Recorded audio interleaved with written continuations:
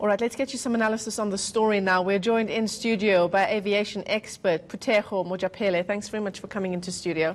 Thank you, Michelle. I mean, it's a heartbreaking story. It was at the time that we heard of it, even more so now that we know that the pilots, in fact, did everything that they could to save this flight, and it's actually a manufacturing fault. It was expected to be like that. I've said it before, and even now I'm still saying it.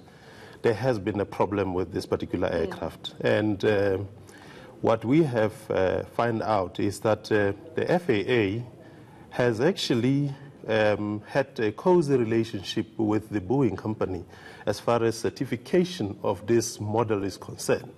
Now, what has been happening is that how did this aircraft model was certified without having to follow all the procedures that's supposed to have been followed. Now, had it not been Ethiopian Airlines going down, it would have not been, all these other models have not been grounded. Now, it is a problem for us as aviators, and I think the Boeing has to start looking into these matters. However, the prelim report, it does not suggest that the manufacturer has to be blamed for this. Now, what happens is that it helps the investigators to look into what really happened. Was the procedures followed as far as flying this particular aircraft is concerned? Did the crew do anything out of what the book says in terms of the operation? And clearly, the report says they have done everything above board, and clearly everything was perfect. So if you say there's been a cozy relationship between the FAA and this Boeing company, what do you mean by that? Now, say for example in South Africa, we manufacture a particular aircraft. Now, in that case, our CAA in South Africa will be the one that would be certifying that particular aircraft that will be sold to other countries. It will be the one that will issue the certificate of compliance. Right. Now, what has happened in this case is that the FAA did not have people on board as far as the certification process of this particular aircraft was concerned. And that has always been a problem that many analysts and many engineers around the world have always been saying. If you go to the Europe, Airbus, for example, there's multiple countries that are involved as far as the Airbus is concerned in terms of certification. And European countries have a say. In this case, you're only talking about America. And that was where the problem came from.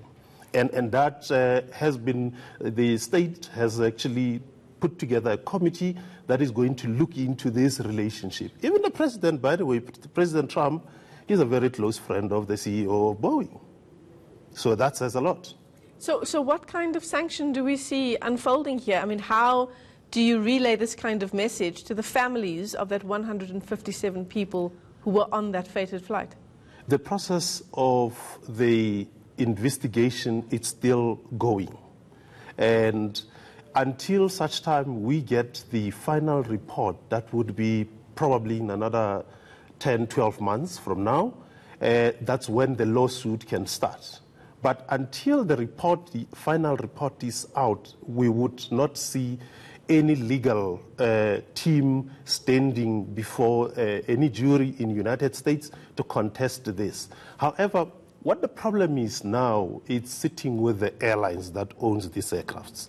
You can imagine the low-cost airlines, how much money they battled to put to keep going. And if you have 2, 3 aircrafts, 4 aircrafts that are not flying, that is a problem. So surely they would want to be asking for their money back. They would definitely they would want to get rid of that Boeing 737. Absolutely. Yeah. That's the next step that we are going to start looking into. We'll be closely monitoring this. Tomorrow I'll be in Seattle. I'm going to be looking into all these things and having to see what are the repercussions of this report, even though it's a prelim, which does not necessarily suggest that the Boeing company is at fault on this case. Yeah, it'll be an interesting 10 to 12 months when we do get that final report. Yeah, absolutely. We can't wait to see what is going to be happening. But I can tell you right away, there's going to be a serious, something big coming out of all these countries that own these aircraft. It's going to be a serious problem for Boeing. Boeing is going to start having a serious headache dealing with these problems that will be coming and questions coming from the airliners. Yeah, absolutely. Well, thanks very much for your time and coming into studio. Phuthego Mojapele is an aviation expert joining us here in studio as we continue to discuss this preliminary report following that Ethiopian Airlines air crash. 157 people in all losing their lives. That prelim report telling us that the pilot, in fact, did everything they could to stop the airliner from crashing. And of course, we'll continue to keep monitoring this story for you.